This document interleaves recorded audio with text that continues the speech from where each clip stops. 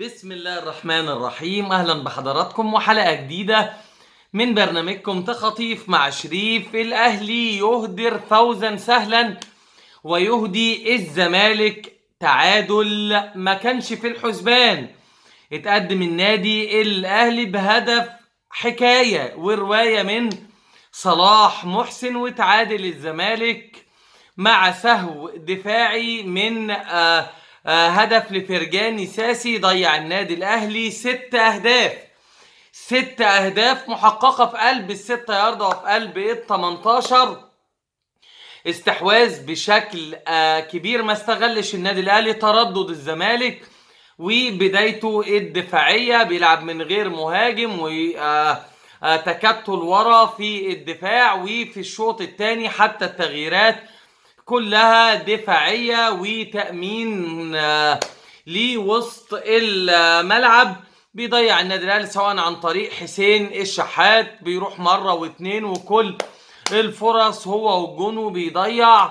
محمد شريف مفيش توفيق تماما، مرة واتنين وبيضيع. صلاح محسن برضو بيضيع. حتى رامي ربيعة لو سند بطن رجله بس كده في الكرة الأخيرة كانت صدت وردت في قلب المرمى، غير باقي المحاولات وأنصاف الفرص. ولكن 6 أهداف ب6 فرص محققة النهاردة للنادي الأهلي. النتيجة مش هقول بقى يعني جيدة أو هقول كويس أحسن من الهزيمة، لأن النادي الأهلي النهاردة في فترات كتير جدا حتى أخطر، يعني سيبك من أي حاجة أخطر، بيوصل اكتر يعني المنطقه بتاعه ال18 الاهلي راح فيها في اكتر من 12 كوره، منهم الكرات الميس باس او اللاست بول الغلط، اخر كوره يعني بتتلعب غلط، ومنهم ال6 فرص المحققين اللي اكتملوا. لكن انت كنت اكتر في الخطورة. الزمالك كان ليه الكرة اللي ظهر فيها بتاعة شيكابالا تصويبة وتترد من بن شرقي، تألق فيها محمد الشناوي بشكل مميز، وباقي الخطورة كلها للنادي الاهلي. حتى لو تلاحظ الهدف برضو يعتبر من لعبة من عند حدود منطقة ال18 وسوء تمركز من المدافعين وتغطية الديفندر 6 و8 مع ساسي. النهاردة المباراة كان فيها ايجابيات، بداية استعادة محمد الشناوي للثقة في سواء في الكرات العرضية، الكرة الخطرة اللي طلعها، التعامل بالبوكس من محمد الشناوي. بدر بنون تواجد في اوقات كتير جدا بهدوء اللي بان انه اثر قوي على دفاع النادي الاهلي. وجود شخصية بدر بنون مش كله ضرب، لا، الراجل كان بشخصيته عارف يشغل الدفاع. برضو كان من نجوم المباراة، وانا شايف انه من احد اهم نجوم المباراة اليو ديانج صاحب ال3 رئات خلال المباراة. التغطية العكسية كان زي ما بيقولوا مساحة في الملعب، مساحة وكساحة كمان، بيتحرك في خط الوسط بشكل مميز جدا. اكتر لاعب قطع كرات النهاردة، اكتر لاعب افسد هجمات هو اليو ديانج. محمد طاهر في الشوط الثاني لما نشط عمل يعني الاوقات حتى اللي نشط فيها يعني كان ليه خطورة. وبتمنى بقى من طاهر على طول اتحرك، ما تستناش تضيع 20 دقيقة وتبدأ تجري. في كمان من ايجابيات المباراة محمد مجدي قفشة. انا بحب قفشة وبحب اشوف قفشة وبحب لعب قفشة، يعني معلم. يعني في كورتين لو قفشة ما عملش غيرهم في الملعب كفاية. كورة قطم ظهر طارق حامد كده، ظهر طارق حامد ده انا قاعد بتفرج على المباراة ظهري وجعني من الترقيصة بتاعة طارق حامد دي، ترقيصة بنت لذينة ظهره انا سامع الطقطقة. والكرة التانية اكل ساسي النجيلة، معلم بقى خط الوسط وبيمسك وبيلعب وبيجري اللعيبة. محمد مجدي قفشه. محاولات محمد شريف اللي وصل له الكرات قليله من حسين الشحات اقل لاعب في المباراه. وطاهر محمد طاهر المفروض، وانا قلت امبارح لو تفتكروا، لازم طاهر وحسين يشيلوا زمايلهم، يشيلوا الملعب، يشيلوا الجزء الهجومي، هيخففوا على النادي الاهلي كتير. هم اقل من شيكابالا واقل من زيزو في المردود، ولكن كان قفشه حاضر. تحركات، خد بالك محمد شريف حتى لو استلم قليل كرة بالشمال وداها كانت راحة في الجون في الزاوية الميتة، والكرة التانية اللي حطها خبطت يا دوب لمست عواد اتحركت سنة بعيد عن المرمى. لكن طول المباراة ساحب معاه المدافعين، بيتحرك بشكل مميز، بيلاعب زمايله، بيفضلهم مساحات. محمد شريف، ايمن اشرف في الناحيه الشمال بشكل كبير، كان بقدر الامكان كان قافل الناحيه الشمال من الناحيه الدفاعيه.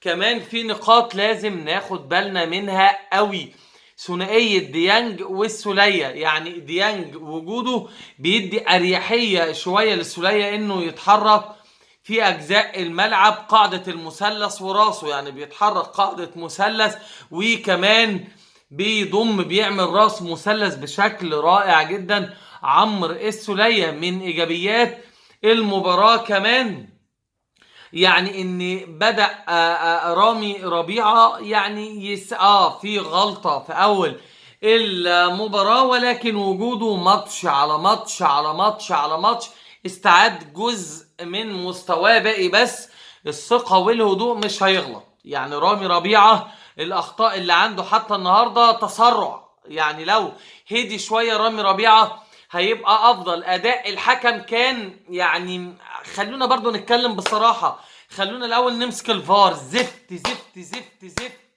في كرة تستحق بطاقة صفراء للاعب الزمالك، دخول فرق مش في رجل لاعب الاهلي حتى تقريبا، يعني ما اداش حتى فاول، يعني الدخله على وش رجل اعتقد كان السوليه دخل. كان لا قفشه كان عايز هيبطل قفشه كوره، داخل هيبطل قفشه كوره.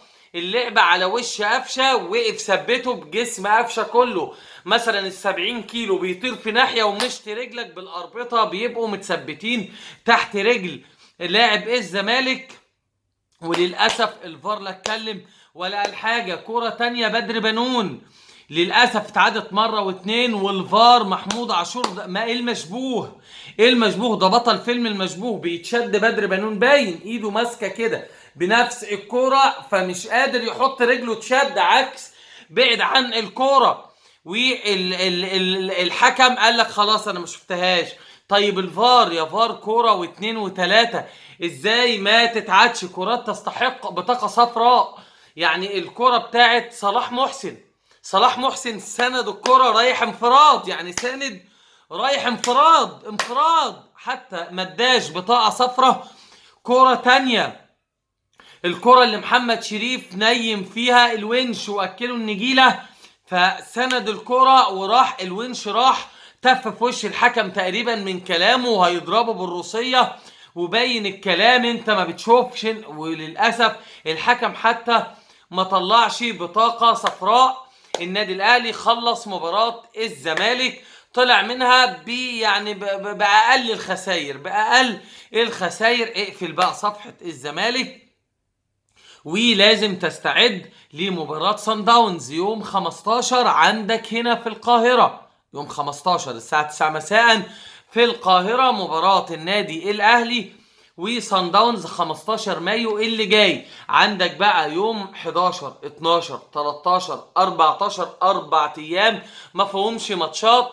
اتمنى ان بعد المباراه موسيماني وسيد عبد الحفيظ يصدروا فرمان براحه سلبيه بكره للاعبين، يناموا في البيت، لا يخرجوا ولا يتعزموا ولا يسحروا ولا بره ولا فسح ولا اي حاجه، يناموا في البيت راحه سلبيه خالص. بكره 11 و12 يبداوا بقى التدريب، و13 و14 يدخلوا معسكر 14 ويوم 15 يلعب النادي الاهلي. هيلعب يوم 15 هيريح 16 تماما راحة سلبية، وهيبقى عنده 17 و18 و19 و20 21. فأنا بتمنى يوم 16 مايو و17 مايو تبقى راحة سلبية للعيبة النادي الأهلي من التدريب. هيبقى عندك 18 و19 و20 و21، وبعد كده المباراة 22 المباراة 22. فتدي يومين وتسافر قبل المباراة وتتمرن هناك تمرينة في جنوب افريقيا وتلعب الماتش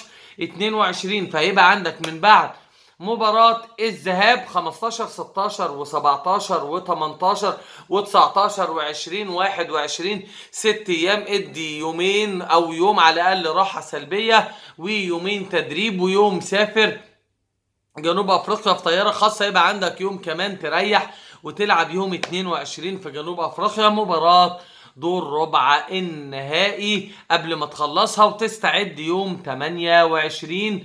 الاهلي هيسافر يوم 26 الى قطر علشان مواجهة نهضة بركان في السوبر الافريقي اللي هتكون يوم 28 مايو. سعيد ان كنت مع حضراتكم، انتظروني يوميا وحلقة جديدة وتخاطيف مع شريف، الاخبار، الاسرار، الكواليس، تحليل اهم الاحداث الرياضية، وفي الختام سلام.